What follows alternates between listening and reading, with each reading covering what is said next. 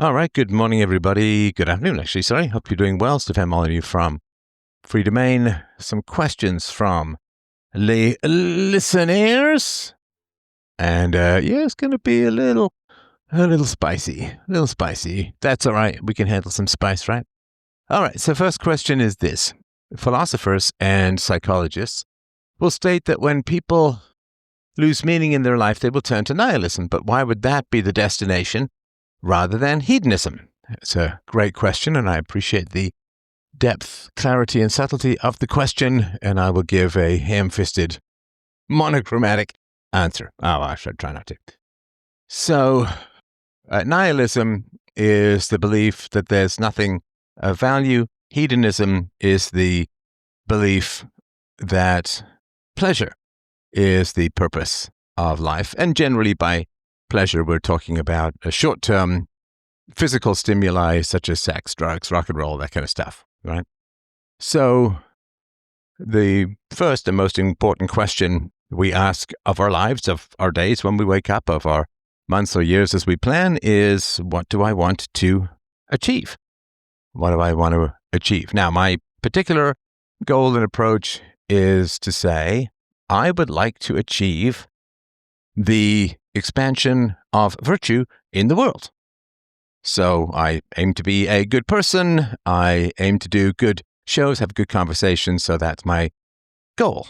And that's how I organize my life. It's how I organize what I do with the 16 hours a day that I'm up and about.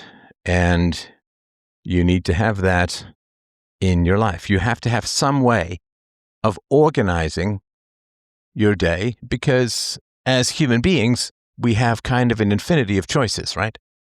I mean, for lions, it's like hunt, don't hunt, have sex, don't have sex, play with your cubs, don't play with your cubs, whatever, right? There's not an infinity of choices.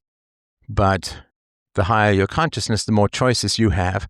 The more choices you have, the more you need principles by which to organize your day. Like if you are a monarch butterfly and you're flitting down to Mexico because it's winter, or you're a Canada geese heading south, you really only have one place to go, one way to go, and one way to get there, right? You follow the herd, you follow the flock, and you fly south, right? So that's your life. You don't really have any choice.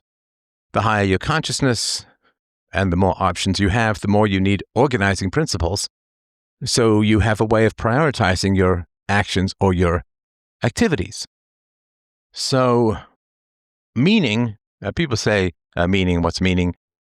But the purpose is virtue. That's the highest purpose. This is an old eudaimonia Aristotelian argument that there's no greater happiness than the pursuit of excellence in moral virtues. It seems to be true. I feel that it's true.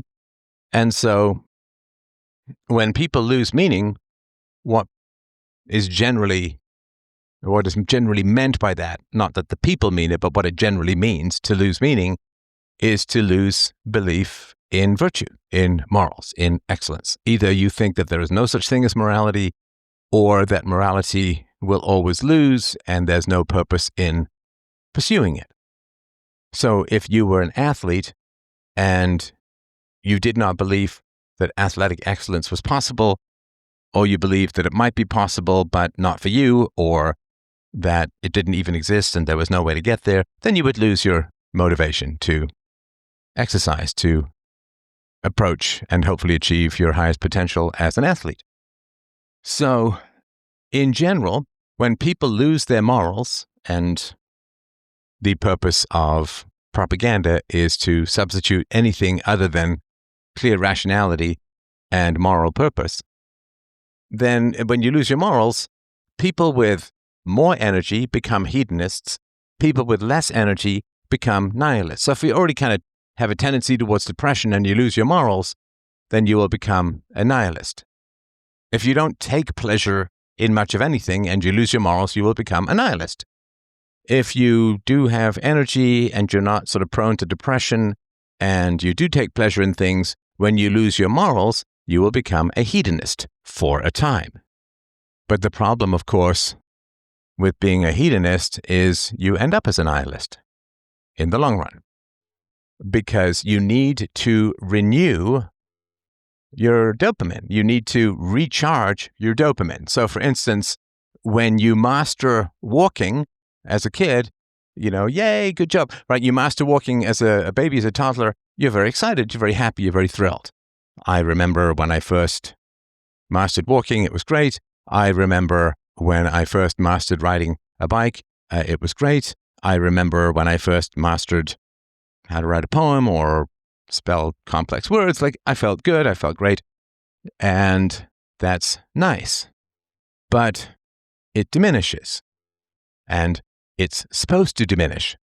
If we had the same level of joy over the course of our lives from walking as we did when we first learned to walk, we would do nothing but be overjoyed at walking around and never get anything of any greater note or import achieved, right? So happiness diminishes on reuse. The first time you ask a girl out and she says yes, you're thrilled. And then if you date her for a year, and the first time you said, are you free Saturday, would you like to go out? And she says yes, and you've never dated her before, you're thrilled and excited and you can't wait. And right. But after you've dated her for a year and you say, hey, are you free Saturday? I mean, you're happy when she says yes, right? But not as happy as when you first asked her out. Of course, right? So pursuing pleasure diminishes unless the skill level increases. The first time I did a great serve in tennis, I was very happy. But if I do a great serve in tennis now, I'm less happy. That's sort of become the norm. And if I serve badly, then I'm unhappy, so to speak, right? So the problem with hedonism is it's repetitive. Oh, I had sex. Oh, I had sex. Oh, I had sex. Oh, I had sex. Okay, but building towards what? Growing towards what? There's an old David Spade routine about some friend of his who was a stoner who was in the basement with the aquarium, and it's like, oh yeah, this fish, she really likes going back there by that little plastic skull. She really likes that spot. And it's like, meaning what? Like, and the reason it was depressing, there was I can't remember her name. I think she's an Asian comedian who was talking about how she didn't want to become one of these women in their early 50s who are lonely and isolated and go and float in the public pool at 5 o'clock in the morning trying to achieve peace of mind. Very vivid. Very vivid. So people who continue to do the same things will get diminished pleasure each time, right? The first time you make any decent money, you're completely thrilled, right? I made $10,000. I'm thrilled, right? But if you're already a multimillionaire and you make another $10,000, which you probably do every day with your investments, it's less thrilling, right? So I don't think I need to understand the hedonic treadmill, right? That pleasure diminishes if you keep doing the same thing. Hedonism is keeping doing the same thing. And it diminishes. The pleasure diminishes. And because hedonism comes at the expense of virtue, when the happiness in hedonism diminishes, as it will, inevitably, then you're left with nothing, and then you become a nihilist, which is a very sort of common frame of mind. It's a very common process, right? So the end result of no longer believing in or acting on objective morality, whether you go straight to nihilism or you go through hedonism, you get to nihilism by a slightly more circuitous route, either way, you're not happy. Either way, you end up with nothing. So if you like a girl as a teenager, but you don't ask her out, and then you end up not asking other girls out, and you end up, right? So in the immediate, like in the moment, in the immediate, you feel relief. Oh, right? If you were going to ask that girl out for sure today, and it turns out at school, like she was sick that day or wasn't available or whatever it was, then you're like, oh, thanks. Thank goodness I don't have to go through and face that rejection today, right? So there's relief, right? Which is a pleasure, or at least not a pain. If you continue to not ask girls out, women out, then you're going to end up pretty miserable and isolated and lonely, and you will end up entrenching that avoidance. So the way that people deal with the collapse in purpose that arises from disbelieving in the virtue and value of objective morality, there's two ways that people deal with it, which characterize both nihilism and hedonism. So the nihilist distracts himself in general. He doesn't believe in morality. He has no way really to organize his life. It doesn't really matter what he does, right or wrong, good or bad, doesn't really matter. He may, in fact, turn toxic, right? A lot of nihilists turn toxic and aggressive. And in the misery loves company scenario, they end up destroying the concepts of objective morality in everyone else so that, everyone else can be, well, as miserable as they are, right? That's the general approach, right? So when you lose meaning, you become a nihilist, or you cement your relationship with nihilism with distractions.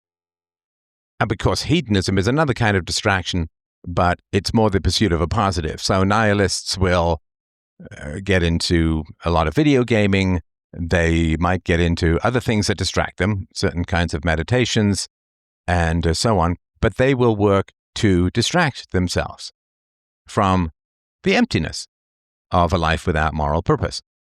Hedonists will jam-pack their dopamine receptors with immediate stimuli, but with no progress, with no purpose. So in particular, if they focus on sex, then they just have a lot of empty, meaningless, bad sex that generates resentment and disappointment. And then they end up running out of pleasure, but they burnt out their dopamine receptors, they have given up on virtue, and then they've usually done so much harm by being hedonists that they can't ever really achieve virtue again. And I was talking to a woman, 34 years old, who had a mother who had two bad marriages, and this woman had two bad relationships, live-in relationships, one marriage, one not. And I was sort of pointing out that her mother probably cannot be criticized anymore because she's made so many mistakes and done so dirty by her kids that she couldn't take any kind of objective moral examination of what she was doing. So hedonism is kind of like a dead cat bounce, like a cat dies and falls, but its legs cause it to bounce, right? So it's a dead cat bounce. Or it's like how the fingernails keep growing after you're dead, your hair and so on, right? So hedonism is, I've fallen into the abyss of anti-humanity called not believing in the virtue and value of objective morals. But I'm going to bounce into hedonism because not believing in objective morals releases you from moral standards and allows you to do what you want. Do what they will, it shall be the whole of the law. So now you can just chase your dopamine, but it's repetitive. And of course, you can sex in a pair bonding relationship. I mean, it's not like you're doing crazy acrobatics every week, but it is serving the purpose of cementing love and pair bonding and happiness in each other and all of that. So it has sort of a purpose, right? Empty sex is just feeding the dopamine in a diminishing way because it's not building towards anything. It's not cementing a family bond. It's not providing a stable foundation from which to raise children and so on, right? If I did the same show over and over, I mean, this whole hedonism and nihilism distinction is a new argument. It's a new idea. It's a new approach. If I was doing the same thing over and over again, and I've seen people do that. It's the same speech. I saw the same speech from one guy at a libertarian conference. 5 years later, he gave the same speech. I couldn't do it. I can't even debate using the same arguments I did previously. So happiness in virtue works because you can always increase your expertise in virtue, and you can always increase the spread and reach and efficacy of your communication about virtue. So you can always, there's an infinite growth to being better at virtue. It doesn't end, right? It doesn't end. Like love. If you love someone, you love them more and more until it's like crazy. You think, oh my God, I love this person so much. And then the next week, month, year, you love them even more. So there's no end to that. There's no cap to that. Like if you're really into sprinting, right? You get really good at sprinting. Well, unless you love hernias, you may not have a lifelong devotion or dedication to sprinting. If you like, I don't know, picking up young women and having sex with them, it's like, okay, when you get into your 40s and your 50s, like that old Eddie Murphy routine about being the crusty old guy in the club, then you're going to run out of that. If you really like drugs, then you're going to start off by chasing a high and end up by being enslaved to avoiding a low, a down, right? So virtue is the one thing that you can keep getting better at and keep enjoying. I would say that I've been at a steady 8 out of 10 happiness for decades. I mean, not steady, but it kind of bounces back to that after being up and down sometimes for various reasons. And I would say that's pretty good. I would say, for me, I don't know objectively, for me, 8 out of 10 in terms of happiness, like minus 10 being suicidal, plus 10 being like sheer orgasmic bliss. So plus 8 is pretty good. And if I was simply repeating the same things that I did 20 years ago, I would not get that.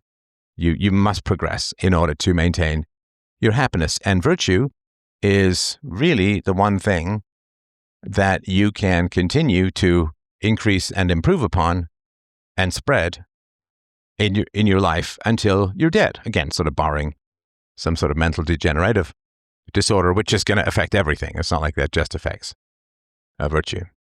And so spreading happiness through reason and virtue is the best thing that you can do for continued happiness, which is why when people want to make you miserable, they will try and talk you out of a belief in objective virtue. Trust me, it happens in just about in each one of my call-in shows. There's usually one person who is trying to talk me out of objective virtues and values or being highly skeptical about it. And I understand where it comes from. Misery loves company, but I have to sort of push back hard against it, as you can imagine. All right, I hope that makes sense. Another question is mentioning a Sharon Moore scandal and was asking me, Steph, what is the relationship between keeping temptation out of your life and resisting temptation? In other words, should a successful man hire a super hot assistant or should he not do that in order to remove temptation from his path? So I don't know if I have any objective answer to this. I'll just sort of tell you my personal answer, which is, I have a sweet tooth, and it comes from growing up poor and British, but I have a sweet tooth. And one of the reasons, of course, that British people have sweet tooths and sweet teeth is because a lot of our ancestors were over the empire and on the high seas and so on, like the British Empire, and you needed to enjoy citrus fruits in order to get the vitamin C to avoid scurvy. So those who didn't have a sweet tooth, because a sweet tooth is designed to draw you towards fruit, right? Fruit is brightly colored and sweet. Candy wrappers are brightly colored and sweet, right? So a sweet tooth is sort of a British thing. In other words, those who had sweet teeth and sought out more exotic fruits tended to do better overall. So because I have a sweet tooth, if there's candy around, I might snack on it a bit. And it's not just, whether it's weight or anything like that. When you get older, I mean, you should try and take care of your teeth as a whole, but as you get older, I really don't want any teeth problems, so I might keep away from that kind of stuff. So I just find it easier. The 4 C's, right? Cookies, candy, chips, and chocolate. Crisps, as they'd say. Bit odd, isn't it? So I don't have those things in the house. I asked my wife. My wife is better with this sort of stuff. She doesn't have the same kind of sweet tooth. But I've asked my wife not to buy that stuff for many, many years, and she's fine with that. I mean, around Christmas, I'll have a little bit more, but in general, I will avoid that stuff, and it's easier for me just to not have it in the house. In the same way, you've got some glass-walled office, you're some executive, and you've got some super hot Donna-style receptionist or secretary out there, and you're going to start probably fantasizing and eyeballing and so on, and she may in fact have designs upon you as sort of the alpha, and it just seems like it's just easier. If you've got a sweet tooth, don't put a big pile of your favorite chocolates in a bowl on your desk. Just Why? Why would you want to put temptation right there if you have a weakness for a certain thing, right? Like, I don't like lollipops. So if there was a big bowl of lollipops, I would be pretty easy to not get them. So I think in general, prevention is better than cure. And to not have that kind of temptation around is just better and wiser as a whole. Somebody has asked me about the general state of the economy and what my thoughts are, while recognizing that I'm not exactly a subject matter expert. And the economy is an illusion. The matrix is fiat currency. The matrix is a psychotic fantasy that makes people insane by not giving them accurate feedback about their bad choices. So people make bad choices, and the government prints a bunch of money, and people are buying elimination of the effects of bad choices through their vote, right? And if you vote for the right people, then those people will counterfeit a bunch of money, stealing from the more productive and the more responsible and the savers, in order to hurl money at you so you can avoid the negative consequences of your bad choices. Oh, I just talked about this in the show last night, so I won't go through the whole list. I think we're all aware of what it is. So the economy is bribing idiots by taxing the responsible, either directly or indirectly through inflation. But that is the entire purpose of the modern economy, is to subsidize fools at the expense of the wise. And therefore it becomes unwise to become wise, and a certain kind of wisdom to be a fool. So the economy is not real. The economy is like a guy who owes the casino $10,000 and he's just starting to leave, so he's fine. Like, he's not cornered and aggressed against or whatever they would do to get you to pay up, whether it's sinister or not. So if you have a neighbor and he lays us around a lot and doesn't really seem to work and seems to be doing just fine, you say, oh, maybe he won the lottery, maybe he inherited a bunch of money, maybe this, maybe that. But the reality, of course, is that it's an illusion. He's just getting more and more into debt, and he's going to lose everything over time, or at least he would in a sort of sane economic universe and so on. So he is very irresponsible, and his kid's private school is going to vanish, like one of the Gibb brothers who got into cocaine, the youngest one. And his brother said, if you keep doing the cocaine, like all of these gold records, this house, this pool, these nice cars, all of it goes away. And I think he ended up dying of the drugs. And so, yeah, it's all an illusion. Like, I look around and I see everything is shimmering. Everything is unreal.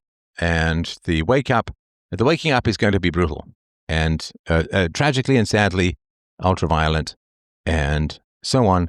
And hopefully this will be mankind's never again moment, that you can't just print your way into prosperity, that democracide is inevitable, and that whatever you create to protect you will end up consuming and destroying you, blah, blah, blah, blah.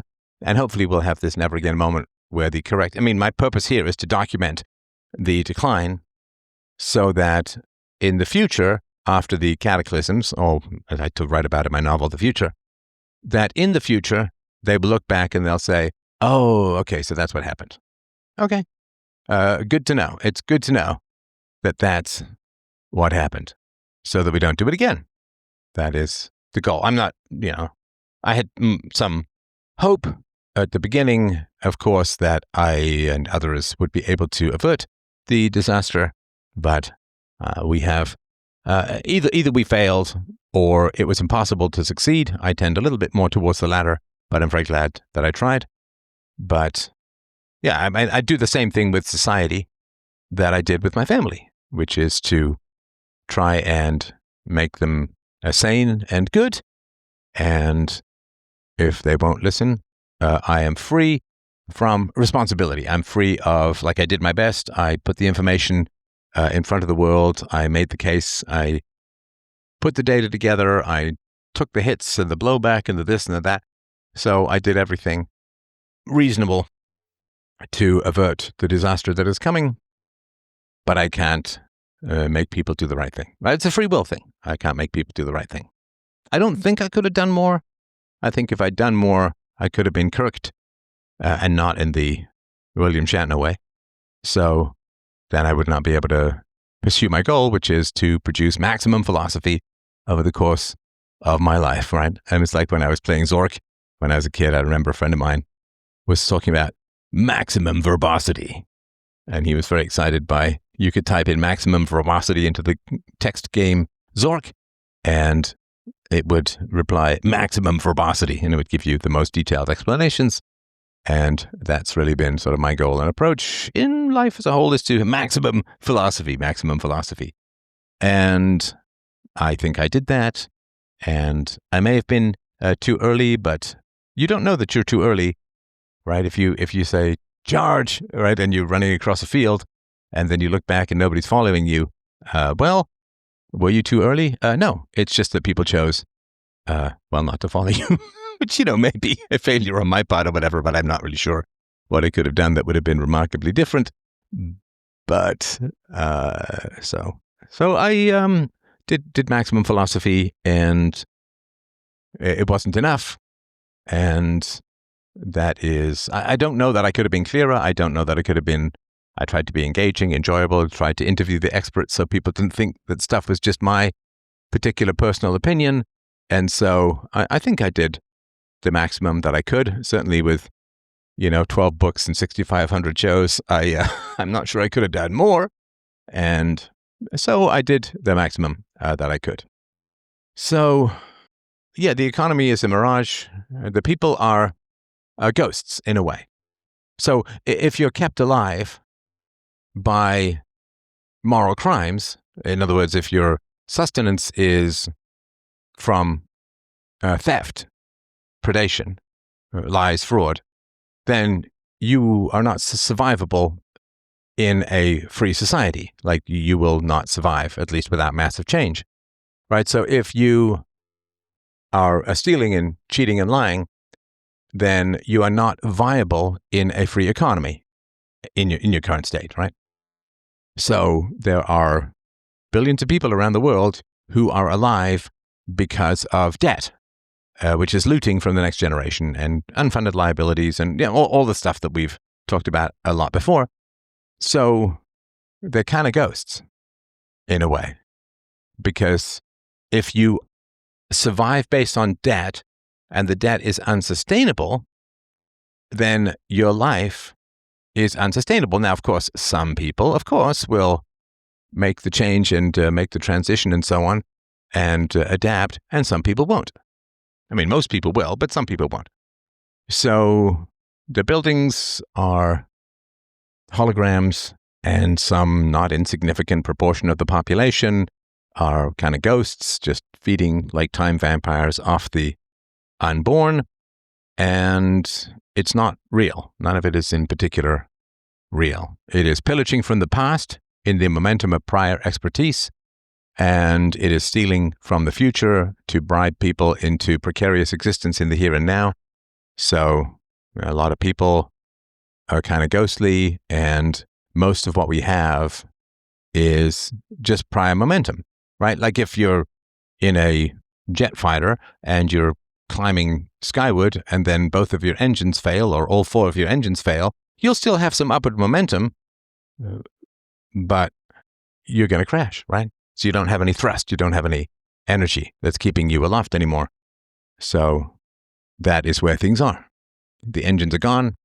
There's momentum from prior intellectual energy and the prior meritocracy. Like, we built our civilization, at least in the West, based upon a pretty raw meritocracy, and we've replaced that with feelings and hysterical equality fetishes and so on. And so the meritocracy that drives our civilization is gone. And so we still have upward momentum, but the engine, the propulsion power, is no more. And so the economy is an illusion. All right. Piers Morgan's attacks on Nick Fuentes are driven by the same internal emotional energy that made Will Smith's attack Chris Rock. Thoughts? I don't know. I don't really know why Chris Rock was attacked by Will Smith, but I don't want to speak for Monsieur Signor Fuentes. But I will say this, sort of young edgelords who are like saying Hitler is there's pluses to Hitler and stuff like that. I mean, they're just exposing this kind of hypocrisy on the boomers. And the boomers, I don't think we'll ever see it. The boomers are absolutely immune to self-knowledge and perception of their own hypocrisy. So if totalitarians like Hitler are really bad, which they are, then why are there communists all throughout academia? If praising totalitarians is so absolutely unacceptable, then why do people throughout history who praised totalitarians, why are they still acceptable? I mean, we can go through a list. I mean, Will Durant and Vladimir Lenin talked about how, Albert Einstein talked about how positive Vladimir Lenin was. And so, I mean, there's sort of endless lists of pro-socialist, pro-communist intellectuals. There's endless lists of people who praise murderous dictators and so on. And they're all fine. So there's not a principle here, right? There's no principle here. It's turf war. It's Bloods versus Crips. There's no principle. I mean, if those who start wars and cause the deaths of countless people are bad, then what's more vivid and recent and punishable, I suppose, are the architects of the war on terror and the Iraq War in particular. It was based on a lie sold by the media and so on. And what about the people who pushed all of the COVID stuff? I mean, if Hitler is evil, as he was, then one of the things that made the Nazis evil were forcing people to take medical treatments without informed consent, right? So literally was called the Nuremberg Code because it came out of the Nazi regimes. So if Nazism is so bad, then, which it is, right, then why do people get away with praising dictators on the left? And why are people still praising COVID responses? And why are the architects of the Iraq War not facing any negatives, right? So boomers have emotions and they don't have principles. They're programmed. They don't sit there and say, okay, so why was Hitler bad? Well, he was a totalitarian and a dictator. Okay, all right. So then totalitarians and dictators are the category of which Hitler is a part, and therefore all totalitarians and dictators should be hated and feared, and we should have disgust with anyone who supports any totalitarians and dictators. Oh, why else was Hitler bad? Well, he started wars, and so everyone who starts wars that are not defensive should be condemned. And so there's no principles at play here. I mean, just everyone knows. And so I think that's one of the things that is occurring. And, the boomer thing is to just repeat what somebody says with shock and incredulity. You're really saying that, I'm stunned. I'm stunned that you would even, right? And this sort of shock and, it's not an argument, right? But, of course, the reasons why people can't say why they're upset about something is because they don't have defensible positions. So they just have to have outrage and shock and I can't believe it. Are you really said because if they say, Hitler was bad because of X, Y, and Z, which I'm sure I would agree with 99.9999% of all of that, it's like, okay, well then who else displays those characteristics? Who is more current, more present, and you don't have to go back 80 or 90 years, right? Who is more vivid and more present in these horrific crimes that the Nazis did? Who's more vivid and present in these issues? Well, of course, it generally tends to be the leftist socialist communists. And so if Nazism is bad, which it is, then it's a dead and spent historical force, right? And so if Nazism is bad, then we have to deal with the other totalitarians, the totalitarians of the left. But nobody notices, nobody cares, or the totalitarians of the right who started the Iraq War. I mean, again, just sort of one of sort of many instances or potentialities. But so they won't act on principle, and I think that's where the edgelords are coming. I don't want to speak. I can't speak for any of them, of course. That would be my guess as a whole. All right. I hope that helps. freedomain.com/donate to help out the show. Really would appreciate it. Have yourselves a glorious night. Talk to you soon.